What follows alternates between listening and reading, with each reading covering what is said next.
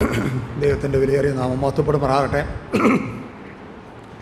ഇന്ന് രാത്രി നമുക്ക് ദൈവസന്നിധിയിൽ ദൈവവചന പഠനത്തിനായിട്ട് ഇങ്ങനെ കൂടി വരുവാൻ ദൈവം തന്ന അവസരത്തെ ഓർത്ത് ഞാൻ ദൈവത്തെ സ്തുതിക്കുന്നു. കഴിഞ്ഞ ആഴ്ച ചരിത്ര പുസ്തകങ്ങളിൽ ആദ്യ പുസ്തകമായ യോശുവയുടെ പുസ്തകമാണ് നമ്മൾ പഠിക്കാനായിട്ട് ആരംഭിച്ചത്. അതിൻ്റെ മുഖവരിയായിട്ട് ഞാൻ ചില കാര്യങ്ങൾ പറഞ്ഞു.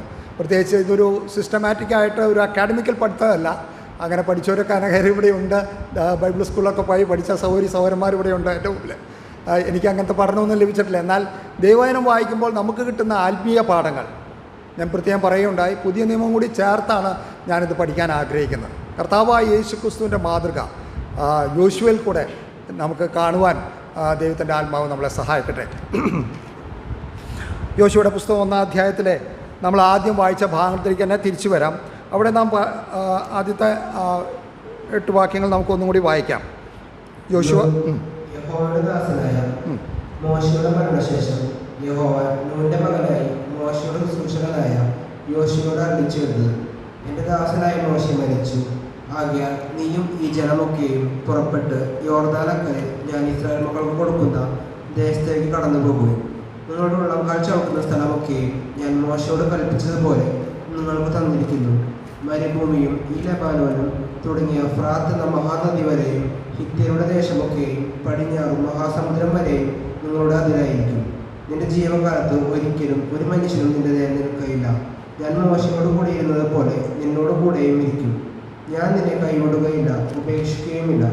ഉറപ്പും ധൈര്യവും ഉള്ളവനായിരിക്കാം. ഞാൻ അവർക്ക് കൊടുക്കുമെന്ന് അവരുടെ പിതാക്കന്മാരോട് സത്യം ചെയ്ത ദേശം നീ ഈ ജനത്തിന് അവകാശമായി വിഭാഗിക്കും. എൻ്റെ ദാസനായ മോശെ എന്നോട് കൽപ്പിച്ചിട്ടുള്ള ന്യായപ്രമാണമൊക്കെയും അനുസരിച്ച് നടക്കേണ്ടതിന് നല്ല ഉറപ്പും ധൈര്യവും ഉള്ളവനായി മാത്രം ഇരിക്കാം. ചെല്ലുന്നോടത്തൊക്കെയും യേശുവായിരിക്കേണ്ടതിന് അത് വിട്ട് ഇടത്തോട്ടോ വലത്തോട്ടോ മാറരുത്. ഈ ന്യായപ്രമാണ പുസ്തകത്തിലുള്ളത് നിന്റെ വായിൽ നിന്ന് നീങ്ങിപ്പോകരുത്. അതിലെഴുതിയിരിക്കുന്നത് പോലെയൊക്കെയും പ്രമാണിച്ച് നടക്കേണ്ടതിന് നീ രാവും പകലും അധ്വാനിച്ചു കൊണ്ടിരിക്കണം.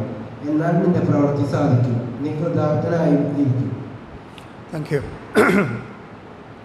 നമുക്കറിയാം, ആദ്യം തന്നെ ദൈവം പറയുന്ന ഭാഗം യഹോവയുടെ ദാസനായ മോശയുടെ മരണശേഷം യഹോവ നൂൻ്റെ മകനായ മോശയുടെ ശുശ്രൂഷകനായ യോശുവയോട് അരുളിച്ചെയ്തത്, എൻ്റെ ദാസനായ മോശ മരിച്ചു. ഈ അധ്യായത്തിൽ തന്നെ നാം മോശയ്ക്ക് കൊടുത്തിരിക്കുന്ന വിശേഷങ്ങൾ നമുക്ക് കാണാനായിട്ട് കഴിയും. നമ്മൾ പലപ്പോഴും പറയും യഹോവയുടെ വലിയൊരു പ്രവാചകനായിരുന്നു മോശ. യഹോവയെ അടുത്തറിഞ്ഞ ഒരു സ്നേഹിതനെ പോലെ പെരുമാറിയ, അഭിമുഖമായി സംഭാഷിച്ച ഇതുപോലൊരു പ്രവാചകൻ നമ്മൾ ആവർത്തന പുസ്തകം അവസാന അധ്യായത്തിൽ അവൻ്റെ മരണശേഷം പറയുന്നത് അങ്ങനെ ഒരു പ്രവാചകൻ അതിന് മുമ്പും ഉണ്ടായിട്ടില്ല, അതിന് ശേഷവും ഉണ്ടായിട്ടില്ല. ഞങ്ങളിപ്പോൾ കുടുംബ പ്രാർത്ഥനയിൽ ആവർത്തന പുസ്തകമാണ് നമ്മൾ വായിച്ചുകൊണ്ടിരിക്കുന്നത്. യഹോവ മോശയോട് അരുളി ചെയ്ത കാര്യങ്ങൾ, അല്ലെങ്കിൽ മോശ ഈ ജനത്തിനു വേണ്ടി ഇടിവിൽ നിന്ന് അവർക്ക് വേണ്ടി സംസാരിക്കുന്നത് ഒരു സ്നേഹിതൻ, അല്ലെങ്കിൽ നമ്മൾ വേറൊരു സ്നേഹിതനോട് പറയുന്ന പോലെ അത്ര ദൈവവുമായിട്ടുള്ള തൻ്റെ ആ അടുത്ത ബന്ധം നമുക്ക് ദൈവവചനം പഠിക്കുമ്പോൾ കാണാനായിട്ട് കഴിയും. അത്രയും വലിയ സ്വാധീനമുണ്ടായിരുന്ന വ്യക്തി. ഇസ്രായേൽ മക്കൾക്ക് മോശയുടെ മരണത്തിൽ അവർ ഭയങ്കര വിലാപം കഴിച്ചിട്ട് അവർക്ക് അവിടെ ആ ഗ്യാപ്പിൽ വേറൊരാളെ കൊണ്ടുവരാനായിട്ട് അവർക്ക് കഴിയില്ല. അവർക്ക് ചിന്തിക്കാൻ പോലും കഴിയില്ല. കാരണം അവരെ മിസ്രൈം ദേശത്ത് നിന്ന് വിടുവിച്ച് മരുഭൂമിയിൽ കൂടെ നടത്തി എന്തെല്ലാം പ്രശ്നങ്ങളിലും പ്രതിസന്ധികളിലും ഇസ്രായേൽ തന്നെ ജനം പറയുന്നുണ്ട്, യഹോവയോ അരുളി ചെയ്തപ്പോൾ യഹോവ ഞങ്ങളോട് സംസാരിക്കണ്ട, നീ സംസാരിച്ചാൽ മതി. കാരണം മോശയിൽ കൂടെ കേൾക്കാനായിരുന്നു അവർക്ക് താല്പര്യം. കാരണം ദൈവത്തിൻ്റെ ആ വലിയ ശക്തിയും വലിയ ഭയങ്കരത്വം അവർ കണ്ടപ്പോൾ അവർക്ക് തന്നെ ഭയമായി. അങ്ങനെയുള്ള യഹോവയുടെ ദാസനായ മോശ മരിച്ചു. പ്രിയമുള്ളവരെ, ദൈവത്തിൻ്റെ വേല ഒരിക്കലും നിൽക്കുകയില്ല. ദൈവം തൻ്റെ വേല തുറന്നുകൊണ്ടേയിരിക്കും. ദൈവത്തിൻ്റെ ദാസന്മാർ മാറ്റപ്പെടുമെങ്കിലും ദൈവത്തിൻ്റെ വേല ദൈവം തുറന്നുകൊണ്ടിരിക്കും. അപ്പോഴേക്കും ദൈവം വേറൊരു മനുഷ്യനെ ഒരുക്കിക്കൊണ്ടിരുന്നു. അതായിരുന്നു യോശുവ. അതാണ് നാം തുറന്നുള്ള വാക്യങ്ങളിൽ കാണുന്നത്.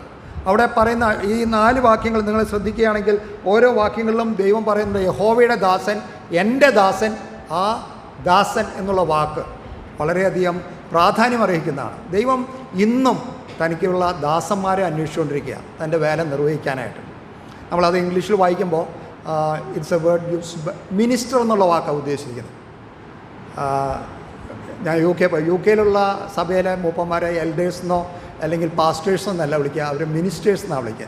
മിനിസ്റ്റർ എന്നുള്ള വാക്കിൻ്റെ അർത്ഥം എന്താണെന്നറിയോ? ശുശ്രൂഷകൻ. ശുശ്രൂഷകൻ. ഏത് എളിയ പ്രവർത്തനങ്ങൾ ചെയ്യാൻ കഴിവുള്ള അല്ലെങ്കിൽ മനസ്സുള്ളവരെയാണ് ദൈവത്തിന് ആവശ്യം. യോശുവയുടെ ചരിത്രം നാം പഠിക്കുമ്പോൾ നമുക്കത് കാണാനായിട്ട് കഴിയും. എത്ര ഭൗതികമായ ഉന്നത സ്ഥാനത്തിരിക്കുന്നവരായിരുന്നു. ഞാനിവിടെ സാക്ഷ്യം പറഞ്ഞപ്പോൾ എനിക്കുണ്ടായ അനുഭവങ്ങളൊക്കെ ഞാൻ പറയുകയുണ്ടായി. ഭൗതികമായി അവർ വലിയ ഉത്തരവാദിത്തങ്ങൾ വഹിക്കുന്നവരാണ്. റോയൽ പാലസിലും വലിയ ജഡ്ജിമാർ, പിന്നെ റോയൽ സ്കോട്ട്ലൻഡ് യാർഡിലൊക്കെ വലിയ ഉദ്യോഗങ്ങൾ വഹിക്കുന്ന സഹോദരന്മാരാണ്. ഞായറാഴ്ച യോഗത്തിന് വരുമ്പോൾ അവർ എത്ര എളിമയോടെയാണ് ഓരോ കാര്യങ്ങളും ചെയ്യുന്നതും എളിയ ശുശ്രൂഷകൾ ചെയ്യുന്നതൊക്കെ. അവരൊക്കെ ദൈവത്തിൻ്റെ ശുശ്രൂഷകന്മാരായിട്ട് വേല ചെയ്യാൻ വളരെയധികം താല്പര്യപ്പെടുന്നു. ദൈവം അങ്ങനെയുള്ളവരാണ്. നമ്മുടെ കഴിവോ നമ്മുടെ മിടുക്കോ അല്ല ദൈവത്തിന് ആവശ്യം.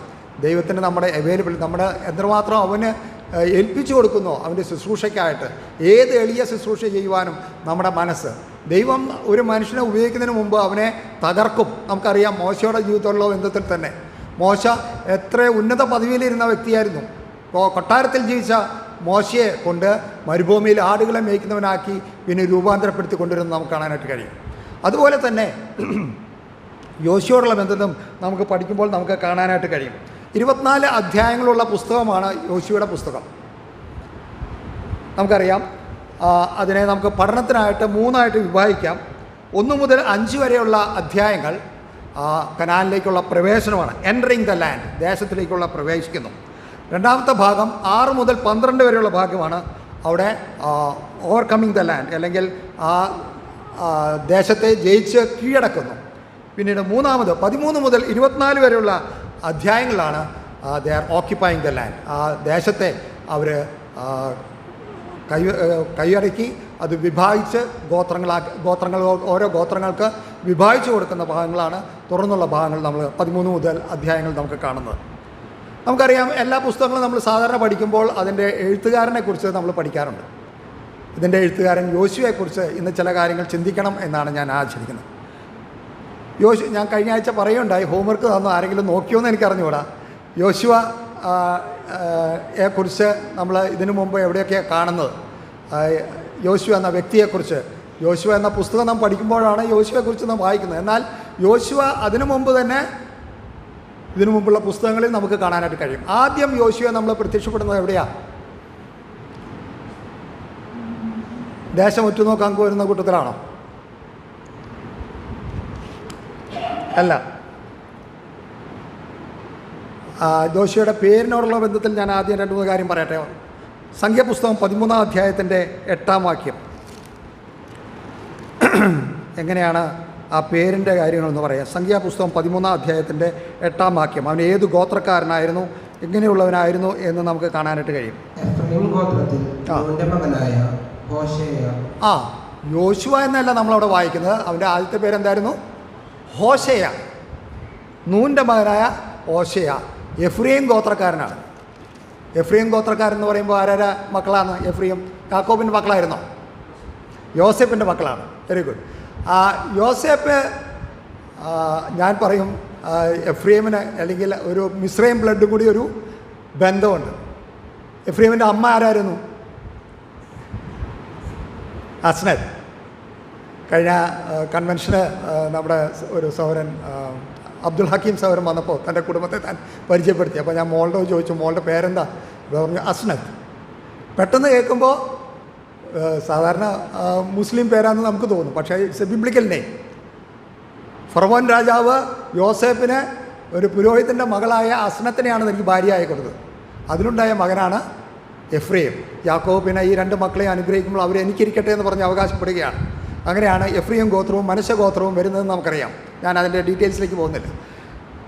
ഹോശേയ എന്നുള്ള പേര് ആദ്യം വന്നത്, യോശുവയ്ക്കുണ്ടായിരുന്ന പേര് ഹോശേയ എന്നാണ്. അതിൻ്റെ അർത്ഥം രക്ഷ എന്നുള്ളതാണ്.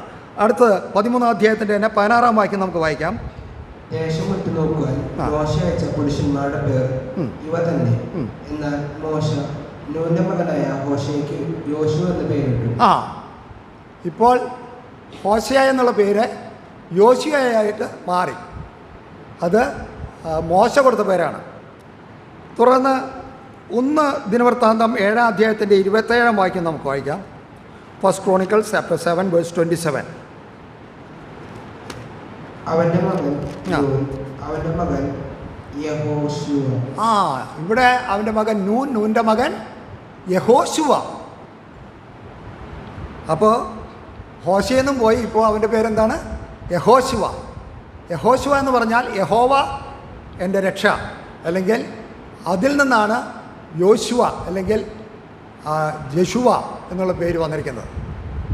ഞാൻ കഴിഞ്ഞ ആഴ്ച പറയുണ്ടായി, അതിൻ്റെ എബ്രായ പദത്തിൻ്റെ ഗ്രീക്ക് നാമമാണ് യേശു എന്നുള്ളത്. അവർ രണ്ടുപേരും ഒരേ അർത്ഥം തന്നെയാണ് വഹിക്കുന്നത്.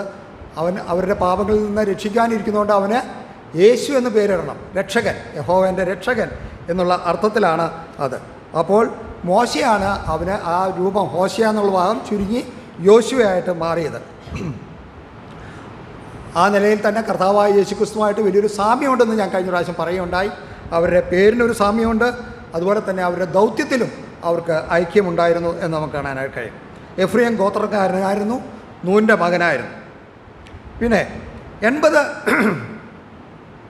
വയസ്സായപ്പോഴാണ് മോശയുടെ ശേഷം താൻ മോശയുടെ പിൻഗാമിയായിട്ട് മാറുന്നത്. നമുക്കറിയാം, യോശുവ ജനിച്ചത് മിസ്രൈമിൽ തന്നെയായിരുന്നു. തൻ്റെ അടിമത്വത്തിലായിരുന്നു തൻ്റെ ജീവിതം ആരംഭിക്കുക. നമുക്കറിയാം, അവിടുത്തെ ഇഷ്ടിക ചുടുന്ന ജോലികൾ, അവരവിടെ അടിമവേല ചെയ്യുമായിരുന്നു. വളരെ കഷ്ടതയിൽ കൂടെയായിരുന്നു തൻ്റെ ആരംഭകാലം. മോശയെപ്പോലെ കൊട്ടാര ജീവിതമല്ലായിരുന്നു തൻ്റെ ജീവിതത്തിൻ്റെ ആദ്യം. എന്നാൽ യോശുവ ദൈവം ഒരുക്കിയെടുത്ത വഴികൾ എത്രയോ വിഭിന്നമായിരുന്നു.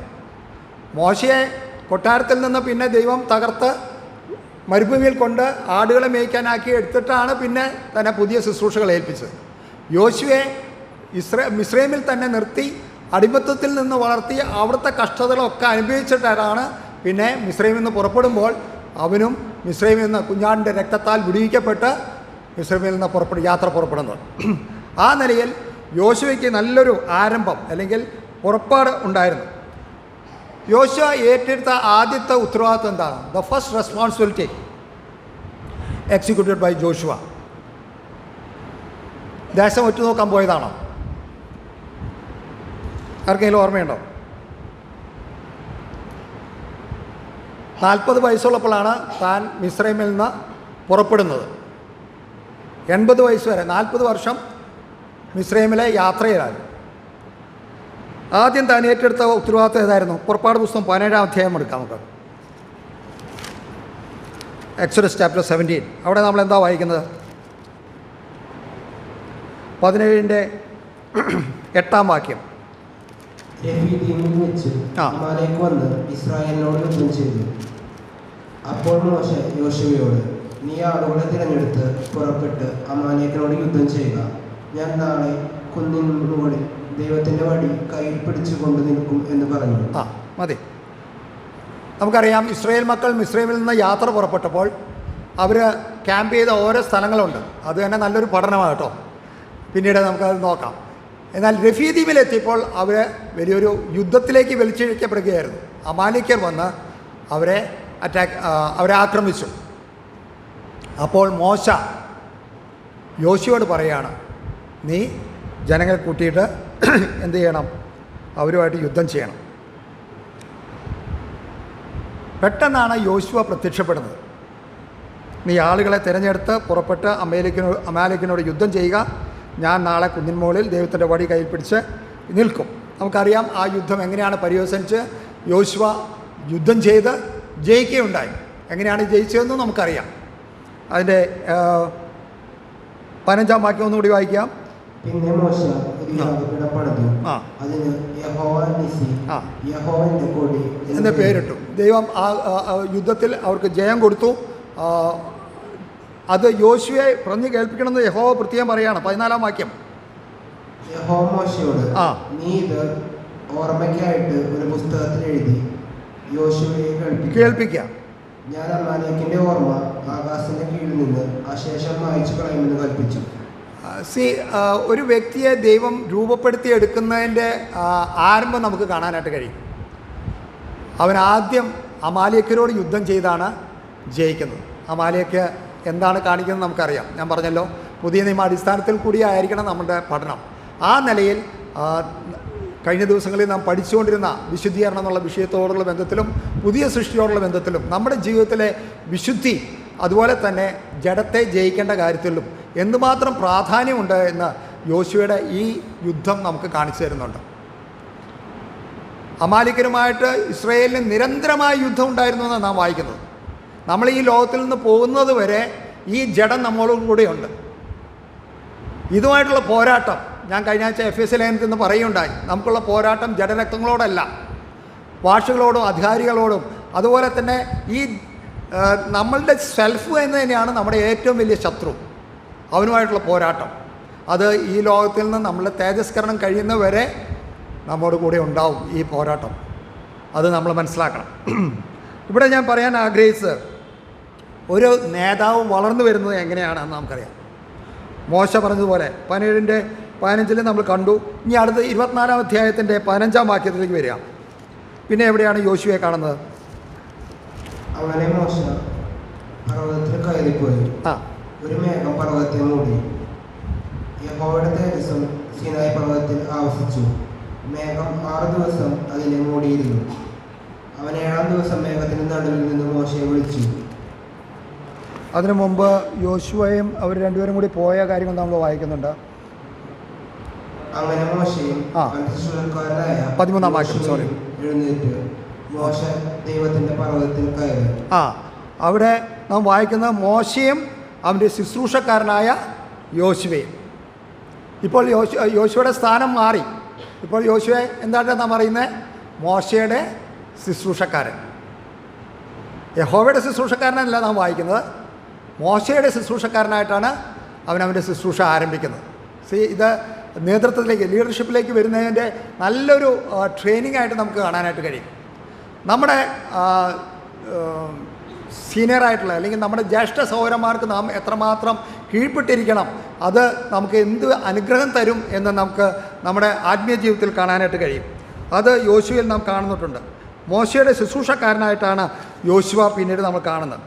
നമുക്ക് എപ്പോഴും ഞാനിപ്പോഴും ഓർക്കുന്നു, ഞാൻ ബഹ്റിലായിരുന്നപ്പോൾ ആദ്യകാലത്ത് അധികം നാൾ കഴിയുന്നതിന് മുമ്പ് ബാംഗ്ലൂരിൽ നിന്ന് ഒരു സഹോദരൻ വന്നു. അപ്പോൾ എൻ്റെ 2 സഹോദരന്മാർ ബാംഗ്ലൂരുണ്ടല്ലോ, നിങ്ങൾക്കറിയാം. അപ്പോൾ ആ സഹോദരൻ പറഞ്ഞു, നിനക്ക് എപ്പോഴും ഒരു ആത്മീയ കൂട്ടുകാരൻ വേണം മാനു, അതുകൊണ്ട് ഈ സഹോദരനെ നീ ആത്മീയ കൂട്ടുകാരനായിട്ട് എടുക്കണം, നിനക്കത് വളരെ നിൻ്റെ ആത്മീയ ജീവിതത്തിന് വളരെ സഹായമാകും. ശരിയായിരുന്നു. എൻ്റെ ആത്മീയ ജീവിതത്തിൽ വളരെയധികം ഇൻഫ്ലുവൻസ് ചെയ്യാൻ ആ സഹോദരന് സാധിച്ചെന്ന് മാത്രമല്ല, ഇങ്ങനെയൊക്കെ നിൽക്കാൻ എന്നെ പഠിപ്പിച്ചത് ആ സഹോദരനായിരുന്നു. ഞാൻ കഴിയുന്നതും ഈ സ്റ്റേജ് പരിപാടി ഒഴിവാക്കുന്ന ആളാണ്. എനിക്ക് ഇപ്പോഴും ഞാൻ നിൽക്കുമ്പോൾ വിറയ്ക്കുന്ന ആളാണ്. അതുകൊണ്ട് എനിക്ക് വളരെ മടിയായിരുന്നു.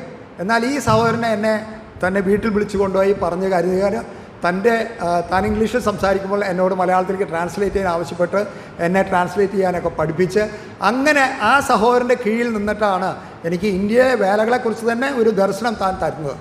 അങ്ങനെ നമുക്ക് ഓരോ സഹോദരന്മാർ, നമ്മുടെ സീനിയർ, നമ്മളെക്കാളും പ്രായം കൂടിയ ഓരോ സഹോദരന്മാർ നമുക്കുണ്ടെങ്കിൽ നമുക്ക് എപ്പോഴും ഒരു മെൻറ്റർ നമുക്ക് ആവശ്യമാണ്. നമ്മൾക്ക് ഉപദേശങ്ങൾ തരുവാൻ, നമ്മളെ ഗൈഡ് ചെയ്യാൻ, നമ്മുടെ ആത്മീയ ജീവിതത്തിൽ നമുക്ക് പ്രോത്സാഹനം തരുവാൻ, അങ്ങനെ നമ്മുടെ സഭയിൽ വളർത്തിക്കൊണ്ടുവരാൻ നമ്മൾ യുവ സഹോദരന്മാരെ നമ്മളും കരുതണം. അതുപോലെ തന്നെ യുവ സഹോദരന്മാർ അങ്ങനെയുള്ളവർ കേട്ടിരുന്ന് പഠിക്കുകയാണെങ്കിൽ അത് വളരെ അനുഗ്രഹമായി തീരും. എൻ്റെ ജീവിതത്തിൽ അത് വലിയ അനുഗ്രഹമായി തീർന്നു. നമ്മുടെ സഭയിലും അങ്ങനെ ചെയ്യണമെന്ന് ഞാൻ ആഗ്രഹിക്കുന്നു. പ്രിയമുള്ളവരെ, അനേക സഹോദരന്മാർ ചെയ്യുന്നുണ്ട് ഇവിടെ. അതോർത്ത് ഞാൻ ദൈവത്തെ സ്തുതിക്കുന്നു. ദൈവം അടുത്ത തലമുറയെ നമുക്ക് എങ്ങനെ വളർത്തിക്കൊണ്ടുവരുവാൻ, ഈ ലീഡർഷിപ്പിലേക്ക് ഈ ഉത്തരവാദിത്തങ്ങൾ വഹിക്കുവാനായിട്ട് അവരെ വളർത്തിക്കൊണ്ടുവരുവാൻ്റെ കടപ്പാട് അതിനുണ്ട്. മോശയോടെ പിന്നെ നമ്മൾ മോശയെ വിടാതെ പിന്തുടരുന്ന യോശുവയാണ് നാം പിന്നെ നമുക്ക് കാണാനായിട്ട് കഴിയുന്നത്. പിന്നെ 33-ാം അധ്യായത്തിൻ്റെ 11-ാം വാക്യത്തിലേക്ക് നമുക്ക് കടന്നു വരാം. ഒരുത്തൻ തന്റെ സ്നേഹിതനോട് സംസാരിക്കുന്നത് പോലെ യഹോവ മോശയോട് അഭിമുഖമായി സംസാരിച്ചു. പിന്നെ അവൻ പാളയത്തിലേക്ക് മടങ്ങി വന്നു. അവന്റെ ശുശ്രൂഷക്കാരനായ നൂന്റെ പുത്രനായ യോശുവ എന്ന ബാല്യക്കാരനോ കൂടാരത്തെ വിട്ടുപിരിയാതിരുന്നു. മോശയുടെ ശുശ്രൂഷക്കാരനായ യോശുവ കൂടാരത്തെ വിട്ടുപിരിയാതിരുന്നു എന്നാണ് അവിടെ വായിക്കുന്നത്. സമാഗമന കൂടാരത്തിൽ തന്നെയായിരുന്നു തൻ്റെ വാസെന്ന് പറയാം. അല്ലെങ്കിൽ അത്രമാത്രം അറ്റാച്ച്ഡ് ആയിരുന്നു താൻ സഭയും സഭയുടെ ശുശ്രൂഷകളും ആയിട്ട് താൻ ഉണ്ടായിരുന്നു. തൻ്റെ ഏറ്റവും വലിയ പ്രയോറിറ്റി തൻ്റെ മുൻഗണന സമാഗമന കൂടാരത്തോട്, ദൈവത്തിൻ്റെ കൂടാരത്തോട്, അല്ലെങ്കിൽ ദൈവം വസിക്കുന്ന സ്ഥലത്ത്, ദൈവാലയത്തിൽ, അതിനോടായിരുന്നു തനിക്ക് ഏറ്റവും വലിയ പ്രിയം. അത് യോശുവയുടെ ജീവിതത്തിൽ വലിയ അനുഗ്രഹത്തിൻ്റെ കാരണമായി തീർന്നു. മോശയ്ക്ക് പല ശുശ്രൂഷകൾ ചെയ്യാനുണ്ട്.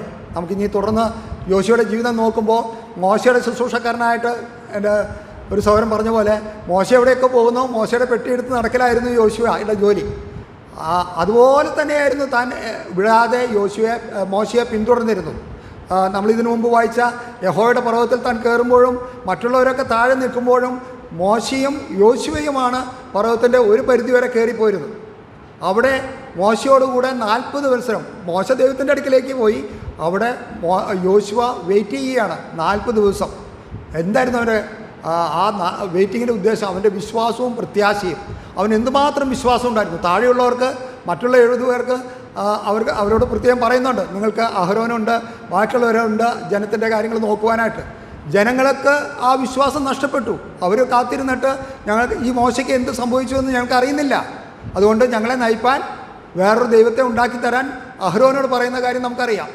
എന്നാൽ യോശുവ ഉയർത്തി പോയിട്ട് പിന്നെയും ഇരിക്കുക അവിടെ ഏകാന്തമായി ദൈവമായിട്ടുള്ള കൂട്ടായ്മ വസിക്കുന്ന ദൈവം മോശയുമായിട്ട് സംഭാഷിക്കുമ്പോൾ അതിൻ്റെ താഴെ മോശയ്ക്ക് വേണ്ടി വെയിറ്റ് ചെയ്യുന്ന, കാത്തിരിക്കുന്ന, വിശ്വാസത്തോടുകൂടെ, പ്രത്യാശയോടുകൂടെ യോശുവ അവിടെ കാത്തിരുന്നു. യോശുവയുടെ കാഴ്ചപ്പാടുകൾ, യോശുവയുടെ മുൻഗണന, അത് നമുക്ക് ഈ സമാഗമന കൂടാരത്തിൽ തൻ്റെ വാസം, അല്ലെങ്കിൽ കൂടാരത്തെ വിട്ടുപിരിയാതിരുന്ന യോശുവയുടെ ജീവിതത്തിൽ നിന്ന് നമുക്ക് കാണാനായിട്ട് കഴിയും. നമ്മുടെ ജീവിതത്തിൽ നാം ദൈവാലയത്തോട് എത്രമാത്രം അറ്റാച്ച്ഡാണ്.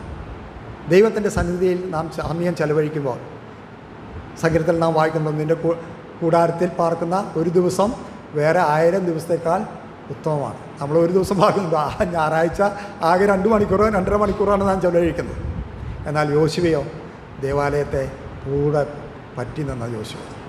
നമ്മുടെ പ്രയോറിറ്റീസ്, നമ്മുടെ ദൈവത്തിൻ്റെ ആലയത്തോടും ദൈവിക കൂടിവരവുകളോടും ദൈവജനത്തിൻ്റെ കൂട്ടായ്മയോടും നാം അനുഭവിക്കുന്ന, അല്ലെങ്കിൽ നാം കാണിക്കുന്ന മുൻഗണന എന്തുമാത്രമുണ്ടോ അതനുസരിച്ചാണ് ദൈവം നമ്മളെ ഓരോ ഉത്തരവാദിത്തങ്ങളും ഏൽപ്പിക്കുന്നത്.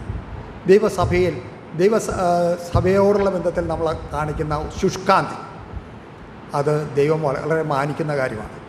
നമ്മുടെ ആത്മീയ വളർച്ചയ്ക്ക് അത് മാത്രമാണ് ഏറ്റവും വലിയ കാര്യം. നമ്മുടെ പേഴ്സണൽ ആയിട്ടുള്ള ദൈവമായിട്ടുള്ള ബന്ധത്തിൻ്റെ ഒരു പ്രകടനമായിട്ട് തന്നെ ഞാൻ കാണുന്നു ദൈവജനത്തിൻ്റെ കൂട്ടായ്മയോടുള്ള, കൂടിവരവിനോടുള്ള നമ്മുടെ പ്രതിപത്തി. യോശുവയിൽ നമുക്കത് കാണാനായിട്ട് കഴിയും. കാരണം യോശുവ ഓരോ സന്ദർഭത്തിലും എവിടെയൊക്കെ പോകുമ്പോഴും മോശയോട് അത്ര താൻ വിശ്വസ്തനായിരുന്നു. മാത്രമല്ല, ചെറിയ കാര്യങ്ങളിൽ നമ്മൾ വിശ്വസ്തരായിരിക്കുമ്പോഴാണ് ദൈവം വലിയ വലിയ ഉത്തരവാദിത്തങ്ങൾ ഏൽപ്പിക്കുന്നത്. ദൈവത്തിൻ്റെ വലിയ ഉത്തരവാദിത്തങ്ങൾ നമുക്ക് തുടർന്ന് യോശുവയിൽ ഏൽപ്പിക്കുന്നതായിട്ട് നമുക്ക് കാണാനായിട്ട് കഴിയും. അത്യല്പത്തിൽ വിശ്വസ്തനായവനെയാണ് ദൈവം അധികത്തിന് വിചാരകനാക്കുക എന്ന് നമുക്ക് കാണാനായിട്ട് കഴിയും. അതുപോലെ യോശുവയോടുള്ള ബന്ധത്തിലും അവനെ പതുക്കെ കൂടുതൽ ഉത്തരവാദിത്തങ്ങൾ ഏൽപ്പിക്കുന്നതിനായിട്ട് കാണുന്നതായിട്ട് കഴിയും. ദേശം ഉറ്റുനോക്കാൻ പോകുന്നവരുടെ ബന്ധത്തിൽ സംഖ്യാപുസ്തകം 13-ാം അധ്യായത്തിൻ്റെ 8-ാം വാക്യം നമ്മൾ നേരത്തെ വായിച്ചതാണ് ആ വാക്യം. എന്നാൽ അവിടെ ആ അധ്യായം ആദ്യം മുതൽ നമ്മൾ വായിക്കുമ്പോൾ ദൈവം കൽപ്പിച്ച, അല്ലെങ്കിൽ മോശ 12 ഗോത്രങ്ങളിൽ നിന്ന് ഓരോ പേരെ പ്രതിനിധികളായിട്ട് തിരഞ്ഞെടുത്ത് ദേശം ഉറ്റുനോക്കാനായിട്ട് അയക്കുകയാണ്. അവിടെ എഫ്രൈം ഗോത്രത്തിൻ്റെ പ്രതിനിധിയായിട്ട് പോകുന്നത് യോശുവയാണ്. യോശുവ അവിടെ പോയിട്ട്, ഞാൻ കഴിഞ്ഞ ആഴ്ച അത് പറയുകയുണ്ടായി, മറ്റുള്ളവർ പോയി വന്നിട്ട് കൊടുത്ത റിപ്പോർട്ടും 2 പേര് മൈനോറിറ്റി റിപ്പോർട്ട്, അവർ ന്യൂനപക്ഷമാണെങ്കിലും അവർ ചെയ്ത റിപ്പോർട്ടും തമ്മിലുള്ള വലിയ വ്യത്യാസം നമുക്ക് കാണാനായിട്ട് കഴിയും. യോശുവയെ മടങ്ങി വന്നപ്പോൾ അവർ കണ്ട അതേ കാര്യങ്ങൾ തന്നെയാണ് മറ്റുള്ളവരും കണ്ടത്. എന്നാൽ അവർ വന്ന റിപ്പോർട്ട് എന്തൊക്കെയായിരുന്നു നമുക്ക് തുറന്നുള്ള അധ്യായത്തിൽ നമുക്ക് കാണാനായിട്ട് കഴിയും. 14-ാം അധ്യായത്തിലേക്ക് വരുമ്പോൾ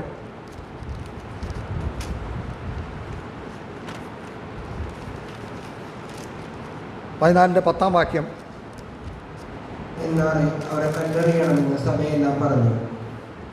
ആദ്യം യോശുവയും കാലേബും പറഞ്ഞ റിപ്പോർട്ട് അത് പറയുമ്പോൾ അവർക്ക് നമ്മൾ അതിന് അതിന് മുമ്പത്തെ വാക്യം നമുക്ക് വായിക്കാം, 6-ാം വാക്യം തൊട്ട് വായിക്കാം. ദേശത്തെ ഒറ്റുനോക്കിയവരിൽ നൂന്റെ മകൻ യോശുവയും യെഫുന്നെയുടെ മകൻ കാലേബും വസ്ത്രം കീറി ഇസ്രായേൽ മക്കളുടെ സർവ്വസഭയോടും പറഞ്ഞു എന്തെന്നാൽ, ഞങ്ങൾ സഞ്ചരിച്ച് ഒറ്റുനോക്കിയ ദേശം എത്രയും നല്ല ദേശം ആകുന്നു. യഹോവ നമ്മിൽ പ്രസാദിക്കുന്നുവെങ്കിൽ അവൻ നമ്മെ പാലും തേനും ഒഴുകുന്ന ആ ദേശത്തേക്ക് കൊണ്ടുചെന്ന് നമുക്കത് തരും. യഹോവയോട് നിങ്ങൾ മത്സരിക്കുക മാത്രം അരുത്. ആ ദേശത്തിലെ ജനത്തെ ഭയപ്പെടരുത്. അവർ നമുക്ക് ഇരയാകുന്നു. അവരുടെ ശരണം പോയിരിക്കുന്നു. നമ്മോട് കൂടെ യഹോവ ഉള്ളത് കൊണ്ട് അവരെ ഭയപ്പെടരുത്. ആ റിപ്പോർട്ട് പറയുന്നതിന് മുമ്പ് മറ്റുള്ളവർ 10 പേരും പറഞ്ഞ കാര്യങ്ങൾ കേട്ടിട്ട് ജനം കരയുകയാണ്. 14-ാം അധ്യായത്തിൻ്റെ ആദ്യ ഭാഗത്ത് നാം അതാണ് വായിക്കുന്നത്. അപ്പോൾ സഭയൊക്കെയും ഉറക്കം നിലവിളിച്ചു. ജനം ആ രാത്രി മുഴുവനും കരഞ്ഞു. കാരണം എന്താ? ഇങ്ങനെയുള്ളൊരു സ്ഥലത്തേക്കാണോ ദൈവം ഞങ്ങളെ കൊണ്ടുപോകുന്നത്? അവരുടെ റിപ്പോർട്ട് അതായിരുന്നു. ആ നിലയിൽ ജനത്തിൻ്റെ മനസ്സിനെ ക്ഷീണിപ്പിക്കുന്ന വിധത്തിലായിരുന്നു അവർ കാര്യങ്ങൾ പറഞ്ഞത്. എന്നാൽ യോശുവയും കാലേബും അവർ ദൈവത്തോട് പൂർണ്ണമായി പറ്റിയിരുന്നുകൊണ്ട്, യോശുവയ്ക്ക് ദൈവത്തിൻ്റെ വാഗ്ദത്തങ്ങളിൽ വിശ്വാസമുണ്ടായിരുന്നുകൊണ്ട്, അവരുടെ കൂടെയുള്ള ദൈവത്തിൻ്റെ ശക്തിയിലാണ് അവർ ആശ്രയിച്ചത്. അതുകൊണ്ട് യോശുവ പറയുകയാണ്, നമുക്ക് ആ ദേശം കൈവശമാക്കാനായിട്ട് കഴിയും. നിങ്ങൾ എന്ത് ചെയ്യണം? യഹോവ നമ്മിൽ പ്രസാദിക്കുന്നുവെങ്കിൽ അവൻ നമ്മെ ആ പാലും തേനും ഒഴുകുന്ന ആ ദേശത്തേക്ക് കൊണ്ടുചെന്ന് നമുക്കത് തരും. അവർക്കത് കാണാമായിരുന്നു. പാലും തേനും ഒഴുകുന്ന ദേശമാണ്, നല്ല ദേശമാണ്, അത് ദൈവം നമുക്ക് തരും. ഒന്നാമത്തെ കാര്യം, ദൈവം നമ്മളിൽ പ്രസാദിക്കണം. അതിനെന്ത് ചെയ്യണം? നിങ്ങൾ യഹോവയോട് മത്സരിക്കുക മാത്രമരുത്. ആ ദേശത്തിലെ ജനത്തെ ഭയപ്പെടരുത്. അവർ നമുക്ക് ഇരയാകുന്നു എന്നാണ് താൻ വായിക്കുന്നത്. They are bread for us എന്നാണ് നമ്മൾ ഇംഗ്ലീഷിൽ വായിക്കുന്നത്. അത്രയേ ഉള്ളൂ. മറ്റുള്ള ദേശക്കാർ അവർ പറയുകയുണ്ടായി, അവർ ജനത്തെ നക്കിക്കളയുന്ന ഒരു കൂട്ടരാണെന്നാണ് ഇസ്രായേൽ ജനത്തെക്കുറിച്ച് നമ്മൾ വായിക്കുന്നത്. അത്രയേ ഉള്ളൂ അവർക്ക്. കാരണം എന്താ? ദൈവമാണ് അവർക്ക് വേണ്ടി യുദ്ധം ചെയ്യുന്നത്, ദൈവമാണ് അവർക്ക് വേണ്ടി വിജയം നേടുന്നത്. ആ കാഴ്ചപ്പാടും ആ വിശ്വാസവും ആ ഉറപ്പും യഹോവയിൽ പൂർണ്ണമായി പറ്റി നിന്ന യോശുവയ്ക്കും കാലേബിനും ഉണ്ടായിരുന്നു. എന്നാൽ ജനം അവരെ കല്ലെറിയാനായിട്ട് വരും.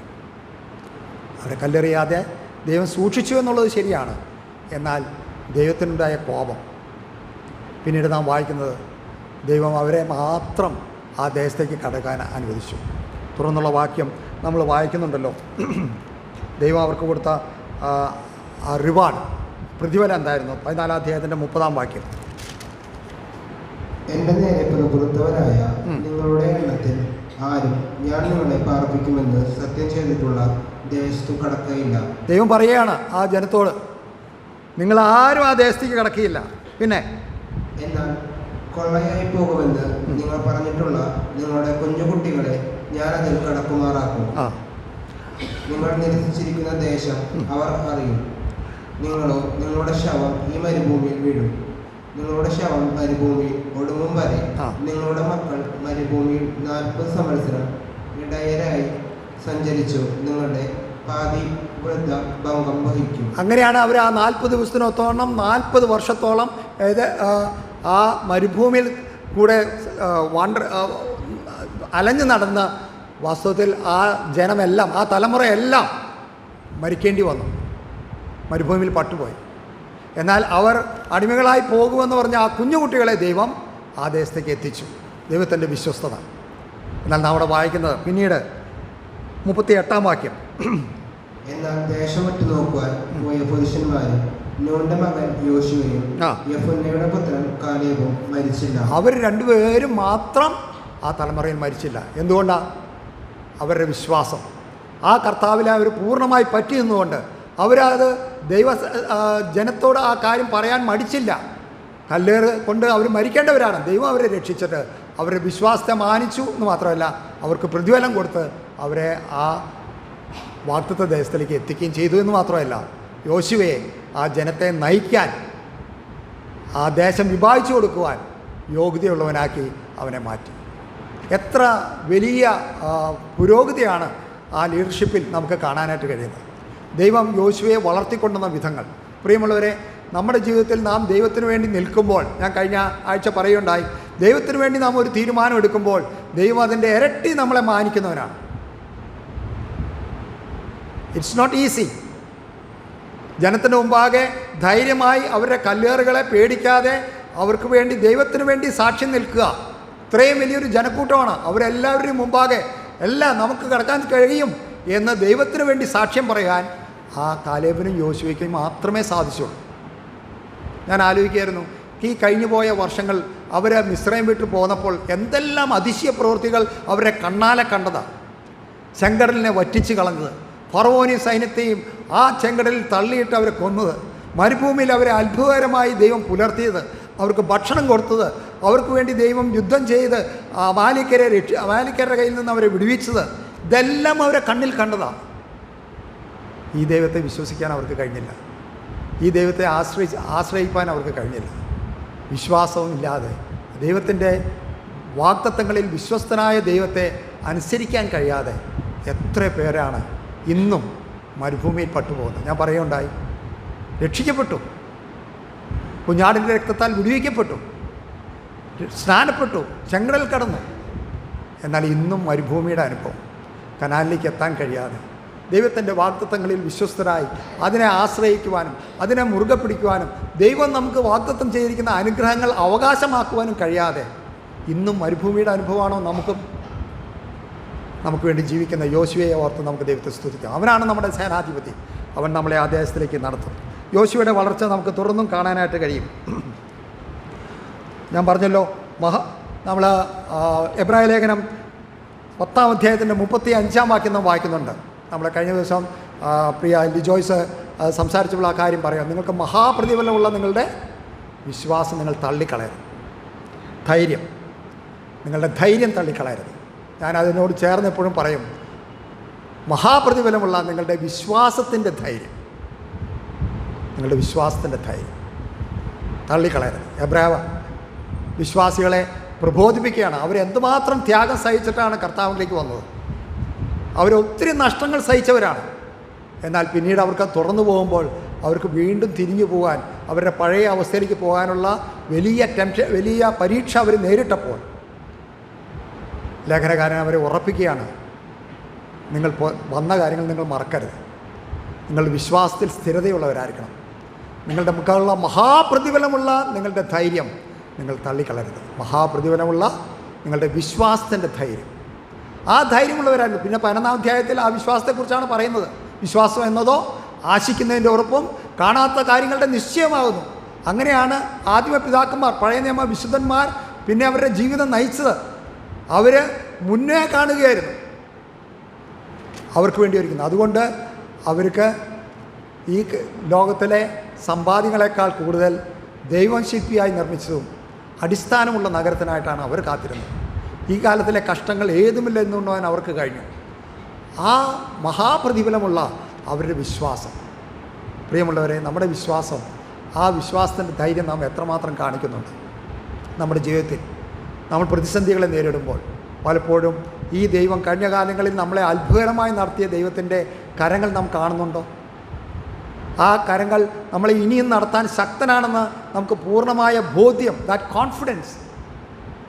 ദൈവം നമ്മളെ ഇപ്പോൾ ഓരോ രംഗത്തിൽ കൂടെ കടത്തിവിടുത്തുന്നത് ദൈവത്തിന് വേണ്ടി ശുശ്രൂഷ ചെയ്യുവാൻ വരും കാലങ്ങളിൽ നമ്മളെ രൂപപ്പെടുത്തിയെടുക്കുന്നുള്ള ബോധം നമുക്കുണ്ടോ?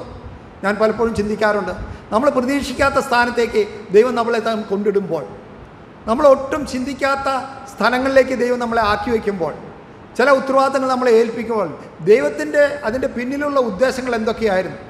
യോശുവയ്ക്ക് യാതൊരു എക്സ്പീരിയൻസും ഇല്ല, മിലിറ്ററി എക്സ്പീരിയൻസ് ഒന്നും ഇല്ലാത്ത ആളാണ്. നമുക്കറിയാം, ഒരു അടിമയായിട്ട് ഇഷ്ടിക ചുടുന്ന ജോലി ചെയ്ത് വളരെയധികം കഷ്ടതയിൽ കൂടെ കടന്ന വ്യക്തിയാണ്. ആ ദൈവം യോശുവയെ ഓരോ ഉത്തരവാദിത്തങ്ങൾ ഏൽപ്പിച്ച് അവനെ ഹീസ് മോൾഡിങ്, അവനെ രൂപപ്പെടുത്തിയെടുക്കുകയായിരുന്നു. എന്തിനു വേണ്ടിയിട്ടാണ്? മോശ മരിച്ചു കഴിയുമ്പോൾ അടുത്ത ഉത്തരവാദിത്തങ്ങൾ ഏൽപ്പിക്കാനായിട്ട്. അതിനുവേണ്ടി ആ മോശയോട് കൂടെ പറ്റിച്ചേർന്ന് നിന്നു മാത്രമല്ല, മോശയോടുകൂടെ ദൈവസന്നിധിയിലേക്ക് പോകുവാനും അതുപോലെ തന്നെ സമാഗമന കൂടാരത്തിൽ ഒരുമയോടിരിക്കാൻ, അല്ലെങ്കിൽ ആ കൂടാരത്തെ വിട്ടുപിരിയാതെ വസിച്ചിരുന്ന യോശുവയുടെ എല്ലാ കാര്യങ്ങളും നമുക്ക് തുറന്നും കാണാനായിട്ട് കഴിയും. യോശുവയും കാലേബും മാത്രം മരിച്ചില്ല, ദൈവം അവരുടെ വിശ്വാസത്തേക്ക്, പ്രത്യാശയ്ക്ക്, ധൈര്യത്തിന് പ്രതിഫലം കൊടുത്തു. ധീരമായ വിശ്വാസം, പ്രത്യാശ ഉള്ളതുകൊണ്ടായിരുന്നു യോശുവയെ കാലേബിനെയും ദൈവം അവിടേക്ക് പ്രവേശിപ്പിച്ചത്. ആവർത്തന പുസ്തകം 1-ാം അധ്യായത്തിൻ്റെ 38-ാം വാക്യം നമുക്ക് വായിക്കാം. നീയും അവിടെ ചെല്ലുകയില്ല. നിന്റെ ശുശ്രൂഷക്കാരനായ നൂന്റെ മകൻ യോശുവ അവിടെ ചെല്ലും. അവനെ ധൈര്യപ്പെടുത്തുക. അവനാകുന്നു ഇസ്രായേലിന് അത് കൈവശമാക്കി കൊടുക്കേണ്ടത്. ദൈവം പിന്നെ മോശയോട് പറയുകയാണ്, ഇനി യോശുവയുടെ കൂടുതൽ ഉത്തരവാദിത്തങ്ങൾ ഏൽപ്പിക്കാനായിട്ട് പറയാനാണ്. അവിടെ നാം വായിച്ചത്, നിന്റെ ശുശ്രൂഷനായ നൂൻ്റെ മകൻ യോശുവ അവിടെ ചെല്ലും. എവിടെ? കനാൻ ദേശത്ത്. നീ അവിടെ എത്തുകയില്ല എന്നുള്ള കാര്യം പറഞ്ഞു. അത് കഴിഞ്ഞിട്ട് അവനെ ധൈര്യപ്പെടുത്തുക. അവനാകുന്നു ഇസ്രയേലിന് അത് കൈവശമാക്കി കൊടുക്കേണ്ടത്.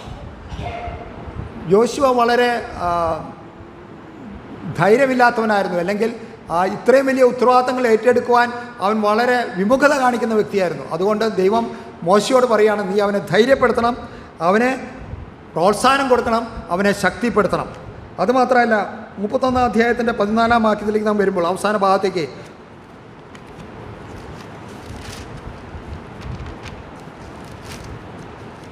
അനന്തരം യഹോവ മോശയോട്, നീ മരിപ്പാനുള്ള സമയം അടുത്തിരിക്കുന്നു. ഞാൻ യോശുവയ്ക്ക് കൽപ്പന കൊടുക്കേണ്ടതിന് അവനെ വിളിച്ച് നിങ്ങൾ സമാപന കൂടാരത്തിങ്കൽ വന്നു നിൽപ്പിനെന്ന് കൽപ്പിച്ചു. അങ്ങനെ മോശയും യോശുവയും ചെന്ന് സമാപന കൂടാരത്തിങ്കൽ നിന്നു. ഇനി അവിടെ അവൻ്റെ ശുശ്രൂഷകൾ അവനെ ഏൽപ്പിക്കുന്ന രംഗമാണ് നാം അവിടെ കാണുന്നത്. 23 വാക്യം കൂടെ. പിന്നെ അവൻ നൂന്റെ മകനായ യോശുവയോട്, ബലവും ധൈര്യവും ഉള്ളവനായിരിക്കുക. ഞാൻ ഇസ്രായേൽ മക്കളോട് സത്യം ചെയ്ത ദേശത്ത് നീ അവരെ എത്തിക്കും. ഞാൻ നിന്നോട് കൂടെ ഇരിക്കുമെന്ന് അരുളിച്ചു. ദൈവം വളരെ വ്യക്തമായിട്ട് മോശയിൽ കൂടെ പറയുകയാണ്, ബലവും ധൈര്യമുള്ളവനായിരിക്കുക. ഞാൻ ഇസ്രായേൽ മക്കളോട് സത്യം ചെയ്ത ദേശത്ത് നീ അവരെ എത്തിക്കും. ഞാൻ നിന്നോട് കൂടെ ഇരിക്കും എന്ന് അരുളി ചെയ്തു. എന്ത് വലിയ പ്രോമിസാണ്, എന്ത് വലിയ വാഗ്ദത്തമാണ് ദൈവം അവന് കൊടുത്ത് അവനെ ധൈര്യപ്പെടുത്തുന്നത് നമുക്ക് കാണാനായിട്ട് കഴിയും. മോശ ദൗത്യം ഏൽപ്പിച്ചു. ദൈവം ആ അപ്പോയിൻമെൻറ്റ് നടത്തുകയാണ്.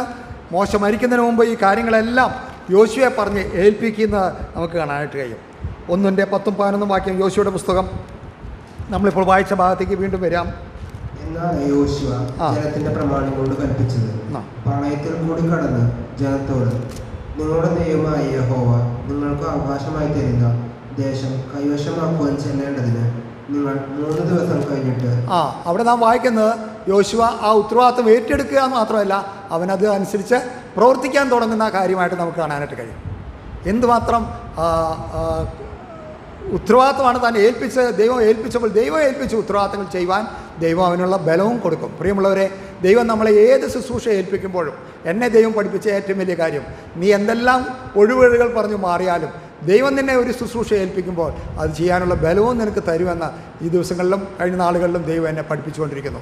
നമ്മുടെ ഓരോരുത്തരുടെയും ജീവിതത്തിൽ ദൈവം ഒരു ശുശ്രൂഷ തരുമ്പോൾ ദൈവം അതിനുള്ള ബലം, അതിനുള്ള കൃപ തരുന്നവനാണ്. ഈ കാര്യങ്ങളിലൊക്കെ ദൈവം യോശുവ എങ്ങനെയായിരുന്നു പ്രതികരിച്ചത്? എങ്ങനെയായിരുന്നു? ഉത്സാഹിയായിരുന്നോ? അതിന് വാക്യങ്ങൾ നമുക്ക് വായിക്കാം. യോശുവയുടെ 3-ാം അധ്യായം 1-ാം വാക്യം. അനന്തരം യോശുവ അധികാലത്ത് എഴുന്നേറ്റ്. മതി, അവന് ഉത്തരവാദിത്തം കിട്ടിയപ്പോൾ അവൻ്റെ റെസ്പോൺസ്, അവനെ അധികാലത്ത് എഴുത്തിട്ട്. നിങ്ങൾ യോശുവയുടെ പുസ്തകം മുഴുവനും വായിക്കാം. 6-ാം അധ്യായത്തിൻ്റെ 12-ാം വാക്യം. യോശുവ അധികാലത്തെ എഴുന്നേറ്റു. 7-ാം അധ്യായത്തിൻ്റെ 16-ാം വാക്യം. അങ്ങനെ യോശുവ അധികാലത്ത് എഴുന്നേറ്റു. 8-ാം അധ്യായത്തിൻ്റെ 10-ാം വാക്യം. തുറന്ന് നിങ്ങൾ ഇങ്ങനെ വായിച്ചുകൊണ്ടിരുന്നോ? അവിടെയൊക്കെ നമുക്ക് കാണാം യോശുവ അധികാലത്ത് എഴുന്നേറ്റു. തനിക്ക് ഉത്തരവാദിത്തങ്ങൾ കിട്ടിയപ്പോൾ, അല്ലെങ്കിൽ താൻ തൻ്റെ ആ ജീവിതത്തിൻ്റെ ഭാഗമായി തന്നെ ഞാൻ അത് കാണുന്നു, താൻ ദൈവിക കാര്യങ്ങളിൽ വളരെ ഉത്സാഹിയായിരുന്നു. He was a very diligent person. അത്യുത്സാഹിയായിരുന്നു. നമുക്കറിയാം, ഈ യോശുവയാണ് സൂര്യനെ പിടിച്ചു നിർത്തിയത്, അല്ലേ? നമ്മൾ ദൈവിക കാര്യങ്ങളിൽ നാം എന്തുമാത്രം ഉത്സാഹിയായിരിക്കുമോ അതനുസരിച്ചാണ് ദൈവം നമ്മളെ കൂടുതൽ ഉത്തരവാദിത്തങ്ങൾ ഏൽപ്പിക്കുന്നത്. ഉത്സാഹിയുടെ കൈയാണ് സമ്പത്തുണ്ടാക്കുന്നത്. നാം സദൃശവാക്യങ്ങൾ വായിക്കുന്നുണ്ട്. ദൈവത്തിന് ശുശ്രൂഷ ചെയ്യുന്നവരെ, ഉത്സാഹികളായ ശുശ്രൂഷകന്മാരെയാണ് ദൈവം നോക്കിക്കൊണ്ടിരിക്കുന്നത്. മടിയന്മാരെ ദൈവത്തിന് ആവശ്യമില്ല. നമുക്കറിയാം, ദൈവനെ പഠിക്കുമ്പോൾ ദൈവം ഓരോരുത്തരെ അവരുടെ തൊഴിലിൽ തന്നെ അവരെന്തുമാത്രം ഉത്സാഹികളായിരുന്നു, അങ്ങനെയുള്ളവരെ ദൈവം തിരഞ്ഞെടുത്ത് അവരെ ദൈവിക ശുശ്രൂഷ ഏൽപ്പിക്കുന്നതായിട്ട് കാണാം. നമ്മൾ ഏത് ചെറിയവരായാലും ദൈവത്തിൻ്റെ കാര്യങ്ങളിൽ നാം കാണിക്കുന്ന ഉത്സാഹം, അത് ദൈവം വളരെയധികം മതിക്കുന്നതാണ്. ദൈവത്തിന് വളരെ കാര്യമുള്ള കാര്യമാണ്. പ്രിയമുള്ളവരെ, ആത്മീയ കാര്യങ്ങളിൽ നാം എന്തുമാത്രം ഉത്സാഹം കാണിക്കുന്നുണ്ട്. നാം ടൈം മാനേജ്മെൻറ്റൊക്കെ പഠിക്കുമ്പോൾ നമുക്കറിയാം, നമുക്ക് എല്ലാവർക്കും ഉള്ള സമയം തന്നെ 24 മണിക്കൂറേ നമുക്കുള്ളൂ. നമുക്ക് കൂടുതൽ സമയം കിടിക്കണമെങ്കിൽ നമുക്ക് എന്ത് ചെയ്യണം? കുറച്ച് നേരത്തെ എഴുന്നേൽക്കണം, കുറച്ച് താമസിച്ച് കിടക്കണം. എന്നാൽ തന്നെ നമുക്ക് സാധിക്കുകയുള്ളൂ. ഞാൻ എൻ്റെ പിതാവിനെ കുറിച്ച് കേട്ടിട്ടുണ്ട്. എനിക്കധികം പരിചയമില്ല. ഞാൻ വളരെ ചെറുപ്പത്തിലെ എൻ്റെ പിതാവ് കടന്നുപോയെന്ന് എനിക്കറിയാമല്ലോ. എന്നാൽ തന്നെക്കുറിച്ച് എന്നോട് എൻ്റെ ഒരു കസിൻ പറഞ്ഞിട്ടുള്ളത്, താൻ വളരെ നേരത്തെ എഴുന്നേൽക്കുമായിരുന്നു. 4 മണിക്ക് എഴുന്നേറ്റ് തൻ്റെ പേഴ്സണൽ പ്രയർ കഴിഞ്ഞതിൻ്റെ ദൈവജന പഠനമാണ്. അത് കഴിഞ്ഞിട്ട് പിന്നീട് താൻ പറയുമായിരുന്നു, തൻ്റെ മോർണിംഗ് ഡിവോഷൻ അവസാനിക്കുന്നത് ഒരു പാട്ടാണ്, നാഗൽ സാഹിബിൻ്റെ പാട്ട്. അത് ഞാൻ മനസ്സിലാക്കുന്ന ദൈവജനത്തിന് വേണ്ടി ഇടയിൽ നിൽക്കുന്ന പാടുന്ന ഒരു പാട്ടാണ്. അത് എല്ലാ ദിവസവും താൻ ആ പാട്ട് പാടിയിട്ടാണ് തൻ്റെ രാവിലത്തെ ദൈവമായിട്ടുള്ള സംസർഗം അവസാനിപ്പിക്കുന്നതെന്ന് താൻ എന്നോട് പറയുകയുണ്ടായി.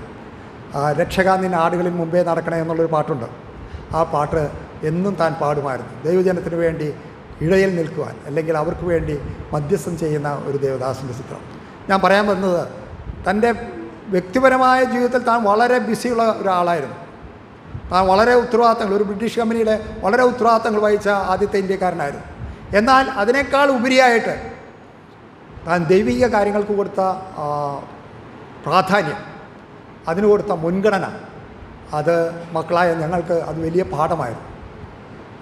അത് പരിശീലിപ്പിക്കുവാൻ താൻ ചെറുപ്പം മുതലേ കുട്ടികളെ വളരെയധികം ഉത്സാഹം കാണിച്ചിരുന്നു. എൻ്റെ ജ്യേഷ്ഠന്മാരൊക്കെ പറയാറുണ്ട്, വീട്ടിൽ വന്ന ദേവദാസന്മാർ താമസിക്കുമ്പോൾ അവരുടെ ഷൂ പോളിഷ് ചെയ്യുക, അവരുടെ വസ്ത്രം ഇസ്തിരി ഇട്ട് കൊടുക്കുക, ഇതൊക്കെ മക്കളുടെ ജോലിയായിരുന്നു.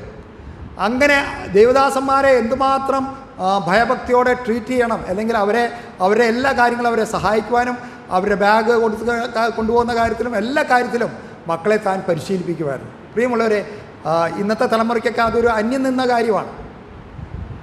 നമ്മുടെ മക്കളെ നാം പരിശീലിപ്പിക്കേണ്ട കാര്യങ്ങൾ, ദൈവദാസന്മാരോടുള്ള ബന്ധത്തിലും ആത്മീയ കാര്യങ്ങളിലും അവർക്ക് കൊടുക്കേണ്ട ട്രെയിനിങ്, അത് വളരെ പ്രാധാന്യം അറിയിക്കുന്ന. യോശുവയ്ക്ക് ദൈവം കൊടുത്ത ട്രെയിനിങ് ഏത് വിധത്തിലൊക്കെയായിരുന്നു എന്ന് നാം വായിക്കുന്നുണ്ട്. യോശുവയുടെ 4-ാം അധ്യായത്തിൻ്റെ 14-15 വാക്യങ്ങൾ നമുക്ക് വായിക്കാം. അന്ന് യഹോവ യോശുവയെ എല്ലാ ഇസ്രായേലിന്റെയും മുമ്പാകെ വലിയവനാക്കി അവർ മോശയെ ബഹുമാനിച്ചതുപോലെ അവനെയും അവന്റെ ആയുഷ്കാലമൊക്കെയും ബഹുമാനിച്ചു. യോശു വളരെ ഭയപ്പെട്ടാണ് താൻ ആ സ്ഥാനമെടുത്തത്. എന്നാൽ താൻ വളരെ അത്യുത്സാഹമായി ദൈവം ഏൽപ്പിച്ച ശുശ്രൂഷ എത്രമാത്രം വിശ്വസ്തയോടെ ചെയ്തോ, അതുകൊണ്ട് ദൈവം അവനെ ഏറ്റവും വലിയവനാക്കി എന്ന് മാത്രമല്ല, അവൻ്റെ കീർത്തി കാരണം ഇസ്രായേൽ ജനത്തിന് വളരെ ഭയമുണ്ടായിരുന്നു. മോശയോടുകൂടെ ദൈവം ഉണ്ടായിരുന്നു നമുക്കറിയാം. എന്നാൽ ഈ പയ്യനോടുകൂടെ, അല്ലെങ്കിൽ ഈ യോശുവോടുകൂടെ ദൈവം എങ്ങനെയായിരിക്കും? എന്നാൽ അവരവരുടെ ജീവിതത്തിൽ യോശുവയുടെ ശരിയായ വിധത്തിൽ കാണുവാനും മനസ്സിലാക്കുവാനും ദൈവം ഇടയാക്കി. 6-27 വാക്യം കൂടി നമുക്ക് വായിക്കാം. അങ്ങനെ യഹോവ യോശുവയോട് കൂടെ ഉണ്ടായിരുന്നു. അവന്റെ കീർത്തി ദേശത്ത് എല്ലായിടവും പരന്നു. അവന്റെ കീർത്തി ദേശത്ത് എല്ലായിടവും പരന്നു നാം വായിക്കുന്നത്. അവൻ്റെ മരണത്തെക്കുറിച്ച് നമുക്കറിയാം. 110 വയസ്സുള്ളവനായിട്ടാണ് മരിച്ചത്. യോശുവ 24-29. അതിനുശേഷം യഹോവയുടെ ദാസനായി നൂന്റെ മകനായ യോശുവ 110 വയസ്സുള്ളവനായി മരിച്ചു. പിന്നീട് അങ്ങനെ എഫ്രൈം തിമ്നാത്ത് സേഹരിൽ ഗായഷ് മലയുടെ വടക്കുവശത്ത് അവന്റെ അവകാശ ഭൂമിയിൽ അടക്കം ചെയ്തു. അവിടെ ഒരു സ്ഥലം പറയുന്നുണ്ട്. എവിടെ അടക്കം ചെയ്തെന്നാണ് നാം വായിക്കുന്നത്? അവനെ എഫ്രൈം പർവ്വതത്തിലുള്ള തിമ്നാത്ത് സേരഹിൽ ഗായഷ് മലയുടെ വടക്ക് വശത്ത് അവൻ്റെ അവകാശ ഭൂമിയിൽ അടക്കം ചെയ്തു.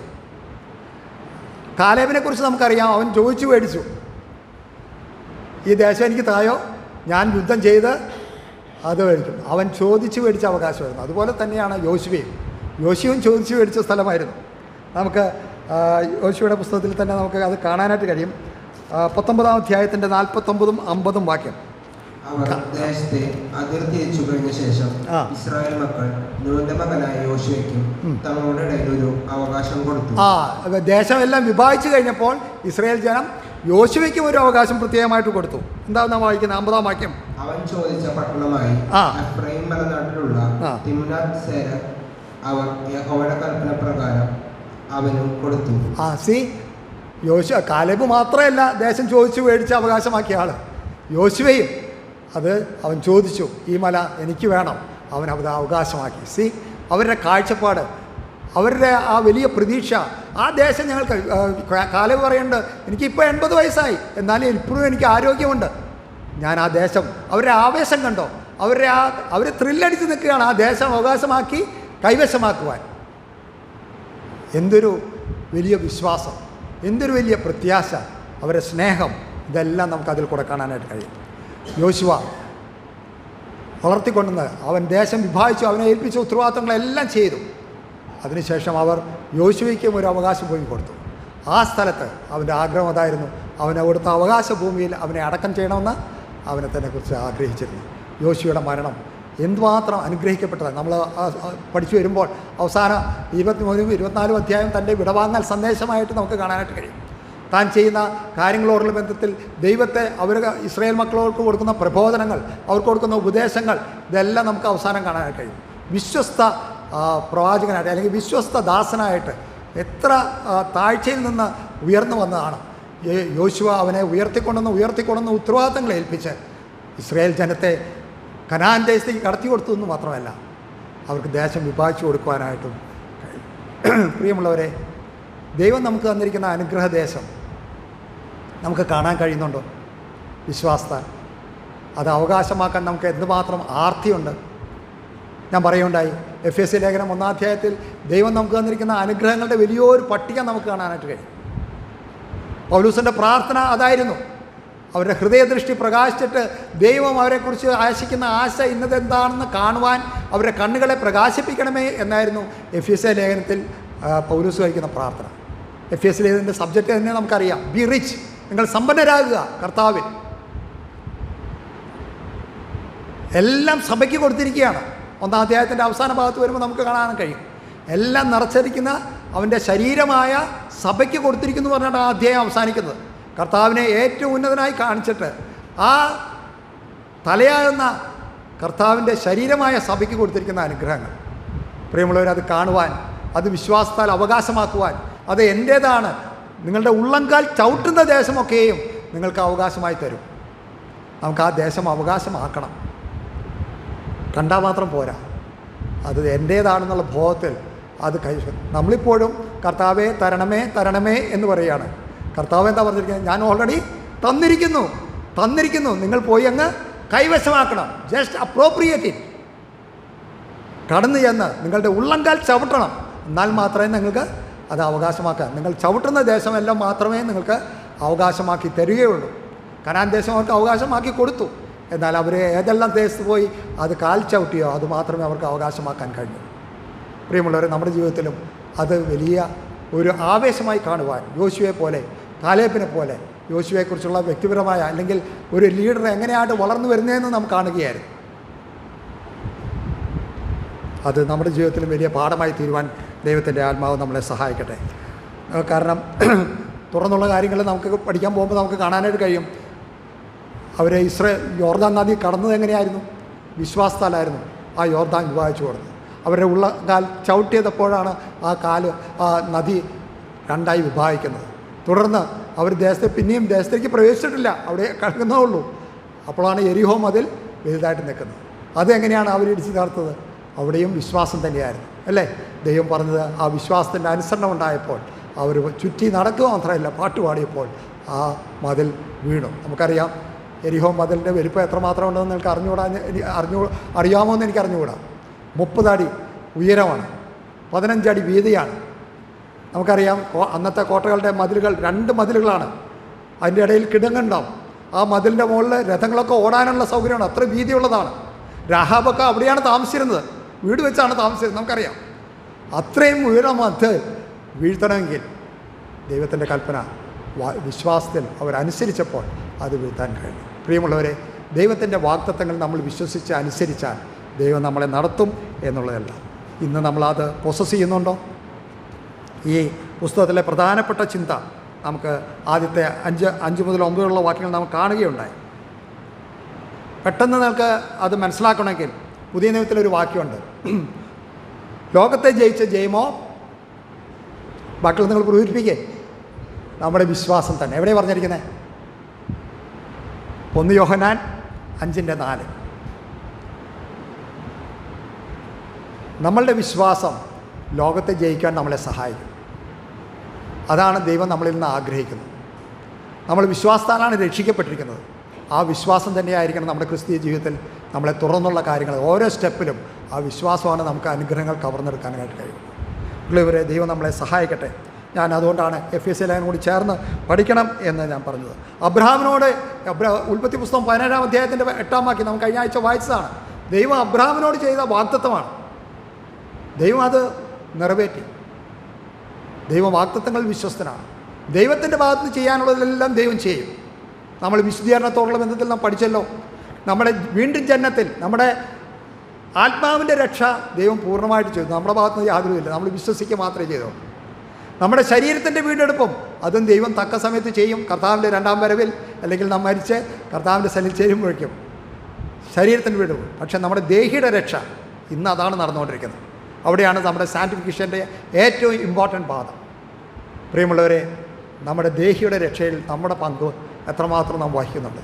ദൈവം നമ്മളെ സഹായിക്കും. നമ്മളത് വളരെ വ്യക്തമായിട്ട് പഠിച്ചതാണ്. അതുകൊണ്ട് ഞാൻ വീണ്ടും ആവർത്തിക്കുന്നു, ദൈവം നമ്മളെ സഹായിക്കട്ടെ. യോശുവയുടെ ക്യാരക്ടർ, അവൻ ചെറിയ കാര്യങ്ങളിൽ വിശ്വസ്തനായിരുന്നു.